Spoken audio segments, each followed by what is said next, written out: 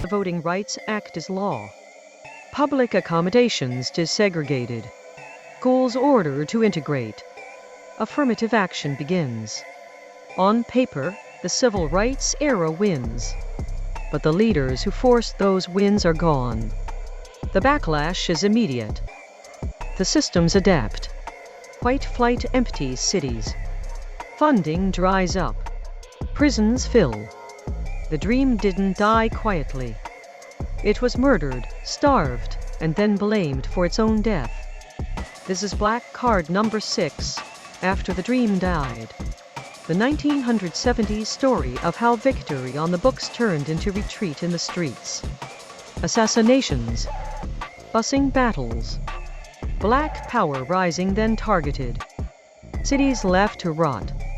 All setting the stage for the crack era and mass incarceration that follow. The laws changed. The struggle continued. Assassination Nation. MLK. Malcolm, Fred Hampton, April 4, 1968. Martin Luther King Jr. shot on the Lorraine Motel balcony in Memphis. Riots in over 100 cities. National Guard called out. February 21, 1965. Malcolm X gunned down at the Audubon Ballroom in New York. 3 men convicted. Questions about FBI and Nation of Islam involvement never fully answered. December 4, 1969. Chicago. Fred Hampton, 21-year-old chairman of the Illinois Black Panther Party. FBI informant infiltrates. Provides floor plan. At 4 a.m, 14 Chicago police officers raid the apartment. Shoot Hampton in bed while he sleeps 2 bullets to the head. His pregnant fiancée Deborah Johnson wakes to officers standing over his body saying, "He's good and dead now." Mark Clark also killed. 7 others wounded. Hampton had been uniting gangs, organizing free breakfast programs, health clinics, political education. COINTELPRO documents later reveal J. Edgar Hoover labeled the Panthers the greatest internal threat to national security. Hampton's murder becomes a symbol. Even the most disciplined, community-focused organizing gets crushed. 3 assassinations in 4 years. The voices that could have guided the next face silenced. Busing wars. Boston to Atlanta 1971. Swan v. Charlotte Mecklenburg Board of Education. Supreme Court approves busing as a tool to desegregate schools. Boston becomes ground zero. 1974. Judge Arthur Garrity orders busing across neighborhoods. White working-class South Boston and Charlestown erupt. Mobs throw rocks at yellow school buses carrying black children. Signs read "Stop Forced Busing." American flags waved upside down.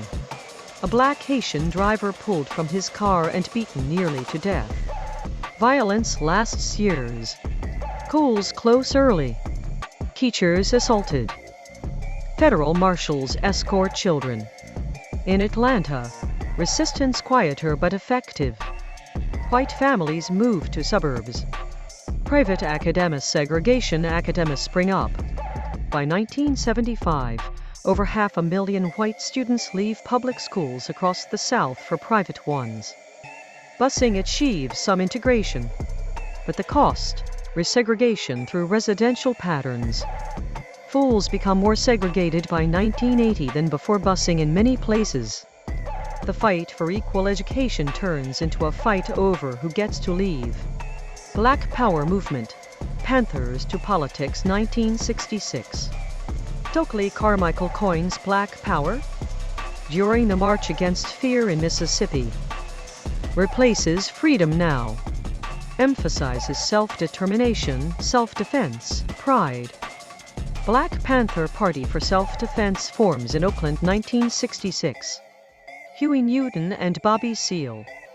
10-point program demands land, bread, housing, education, justice. Armed patrols monitor police. Free breakfast for children. Free health clinics. Survival programs. By 1970, chapters in dozens of cities. Thousands of members. But FBI's COINTELPRO targets them. Forged letters to create infighting, anonymous tips leading to arrests, raids. 1973. Bobby Seale runs for mayor of Oakland. Loses narrowly. Shift begins from street patrols to electoral politics. In Atlanta, Maynard Jackson elected mayor 1973. First black mayor of a major southern city. Promises affirmative action in city contracts. Black middle class grows. But the Panthers? Radical edge fades under pressure. Many leaders dead, imprisoned, or exiled. Black power doesn't disappear. It morphs into community organizing, into hip-hop's early roots, into distrust of systems that kill their best organizers. White flight and urban decay 1960s and 70s. White families moved to suburbs en masse. Federal highways cut through black neighborhoods. Redlining denies loans. Blockbusting realtors scare whites into selling cheap, then flip to black buyers at inflated prices. Cities lose tax base. Fools crumble. Jobs leave. Factories close. New York, Detroit, Chicago, Cleveland, St. Louis, Atlanta's edges.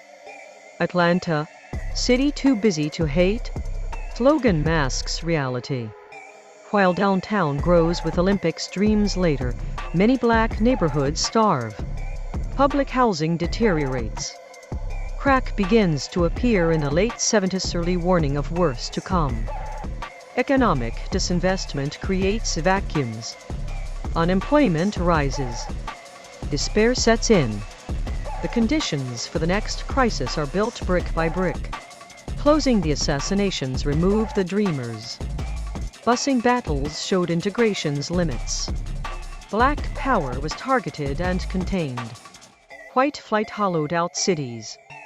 The 70s weren't progress stalling. They were the system regrouping, adapting, turning legal equality into economic abandonment. This card explains the bridge between the marches of the 60s and the streets of the 80s. Between hope's peak and survival's grind. The dream didn't just die. It was left to starve. This is black card number 6. After the dream died. What card hits hardest? Drop your thoughts below. More cards coming. Stay locked in.